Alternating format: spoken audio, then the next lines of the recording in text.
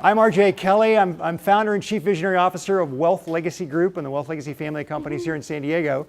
And I'm delighted to have two wonderful friends who I can hardly wait to get them on, because those are the people you really came to listen to. Steve Troop and Mark Nielsen over here. But before we get started with that, I want to introduce you to truly one of the great city council members and wonderful human beings. And that is Councilman Cate. Chris, I got to meet through a group I'm a part of called Lincoln Club. And Lincoln Club is designed for getting behind individuals that are here to not just look out for themselves, they're here to look out for our community, to grow in a better community that makes a difference in a lasting positive way. San Diego has a lot of positive things going for it. We've had a few bumps in the road, but we've got some great leaders in place. My wife and I happen to be raving fans of our mayor. But I'll tell you what, we're raving fans of this guy as well. Young guy who shows that the very first from the Asian community, Filipino by background. He and his wife are expecting their first baby here in a month, right? So first one hit the ground. Very excited about that. You're not supposed to hit the ground. Well, you know. But just, I have been so impressed with his personal integrity, with the way he has, even at a young age, decided I'm going to get involved and make a difference in our community. So with that, I've asked Chris to come and share with us a little bit about both what's going on in the city, what are we excited about, what are some ways that, give you an opportunity to ask some questions, so we'll have 4 or 5 minutes for Q&A, but also what can you do to get involved? If you have an interest in becoming more involved and more aware in our community, what would you do? Where do you start? So, Councilmember Cate, come on up. Great. If you don't mind, I'm not going to be behind the podium. I'm not a big podium guy, but first off, thank you, RJ, and everyone for having me this morning, and to kind of give a little update on kind of what's happening at the city, some of my background, and I think some of the goals that we have as a city moving forward over the next year. For those of you who don't know my background, I'm a native San Diegan. I was born here, went to school here, graduated from the University of San Diego with a degree in political science. But while I was at USD, a high school friend and myself, we started our own small business in Kearny Mesa. We ran an auto glass replacement business called Low Cost Auto Glass. Still there today. So if you have a need for a windshield or a door glass, see me afterwards. I'll get you a good deal.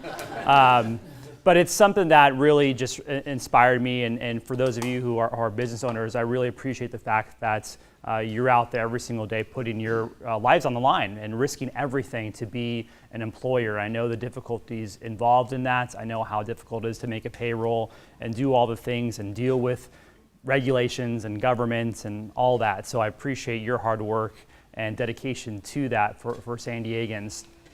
San Diego is in a really unique position, I feel, right now, this moment. And it's something where I've gone to different groups and talked about who we are going to be as a city moving forward. And I feel that San Diego is really on the cusp of trying to make that decision. We have one foot on each side of the aisle, one saying that we are a sleepy beach town. We want to be a city where we know our neighbors and we know everybody, and we're going to stick to that, and that's it. We have other foot on the other side of the aisle where we are the 8th largest city in the country. We are next to a border region that is the busiest in the world. We have access to the Pacific Rim, and we should be dealing with our neighbors in the Pacific Rim, China, the Philippines, Japan. We want to make sure we're going to be acting like a big city. And we haven't made that decision quite yet. And that's where I feel that we, in the next few years, need to actually really make a decision on what we are going to be moving forward for the next 50 years as a city.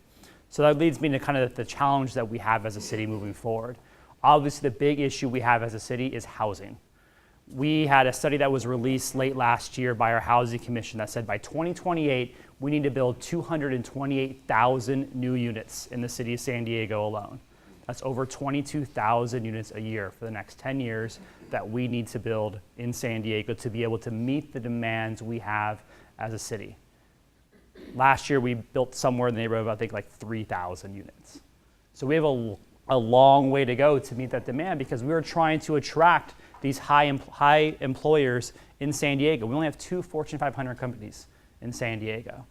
But we have a demand. We have institutions here that are producing a number of individuals who are high skilled, high talent, and we want them to start jobs here in San Diego. We want them to start businesses here in San Diego, but they can't do that if they have nowhere to live. The median home price in San Diego is $577,000. It took me and my wife over a year to find a home. Dual income, I make okay money, she makes really good money, but it took us over a year to be able to buy a home in San Diego. And for us, who is about to have a daughter here in a month, in 18 years, I'm gonna want her to live here and be able to start her own family here in San Diego. But I know there are a lot of families who can't do that. A lot of your kids may be living outside of San Diego, even outside of the state. And that's not something that we should be as a city. So we have to be able to attract that and be able to work with individuals who are wanting to see that growth here in San Diego and see our economy prosper here in San Diego. Which leads me to kind of why that's important. Why is it important that we start looking at issues of housing, economic development, economic growth? Well, as a city, we can't do what we do as a city without that revenue, without that tax revenue. My ability to hire police officers, firefighters, fix streets, keep libraries open, keep parks open, keep recreation centers open, relies on that type of growth and that revenue to come into us. Because there's not government money, it's your money that you send to us that we spend. And we want to spend it efficiently on your behalf. And there have been some bumps in the road over the last 10 to 15 years. Enron by the Sea, the pension scandal, all of that. And we've done a lot to try to reform that and be able to be in a position where we're operating as efficiently as possible. Right now, we have some issues with our budget deficit. Some of the pension issues we've had over the last couple of years are coming back a little bit and increasing costs, but for the most part, we're doing what we can to try to operate efficiently. And the mayor, who I'm a big fan of as well too, I used to work for him when he was on the city council.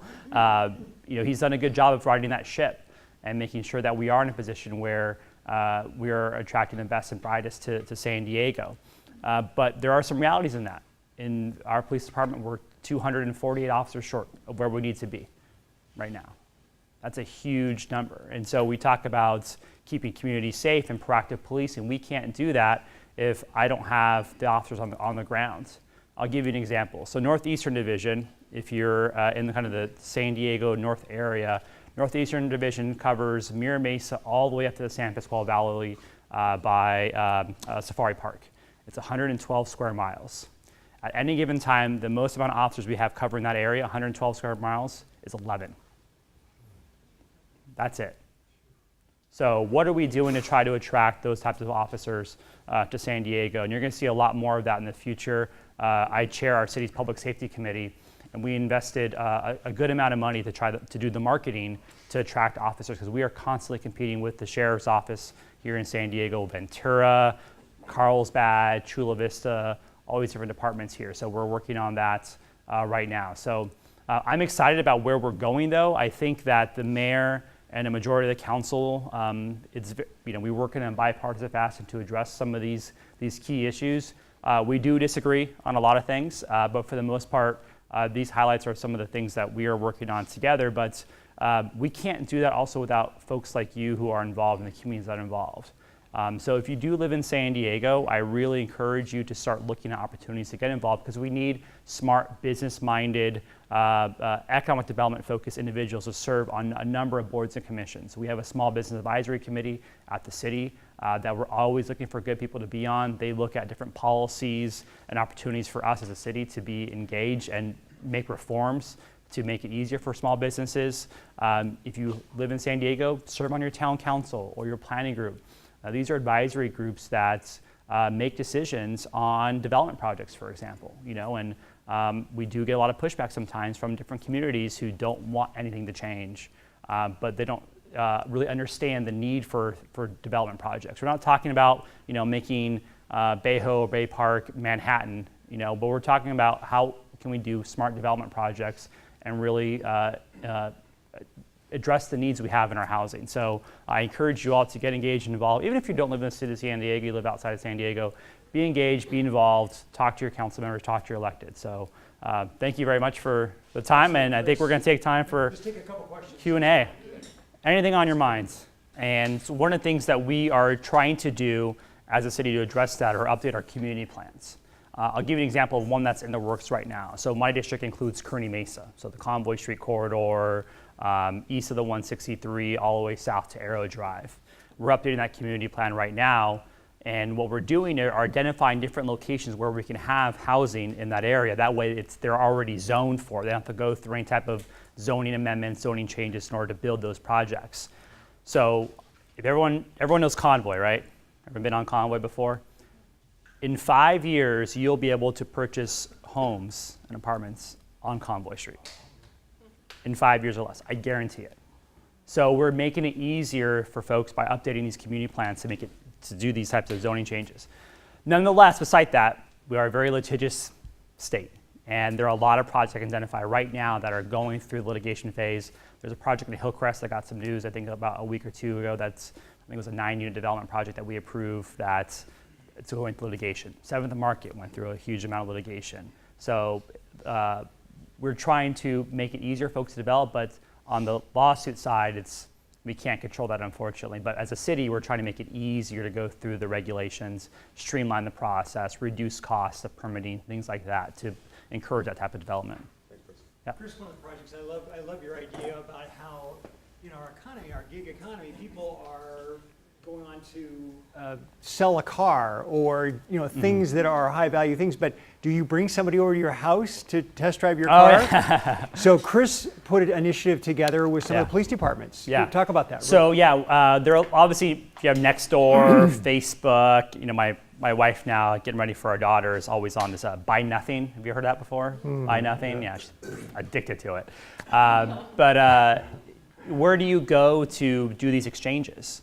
And so it was actually one of my staff members was back in Buffalo and saw this. And essentially it's called a designated online transaction space. And what you do is we work with our police department. We have one at our Northeastern Division headquarters, which is in Rancho Penasquitos. And we have 2 marked dedicated spots for these transaction areas. We invested some money in some lighting and video cameras. And we said, okay, here are 2 spaces where if you ever do an online transaction, you can come in front of a police department, do your transaction safely there, and then be on your way if you don't feel comfortable having someone come to your home or going to somebody's home to do it. And then we know that if somebody says no and doesn't want to do a transaction in front of a police department, well, you really know what their true intent was. And so we're taking that model now throughout the entire city. It was very successful. The PD doesn't monitor it 24/7, but usually so there's someone at the counter there or whatnot, and we also obviously have cameras there as well too.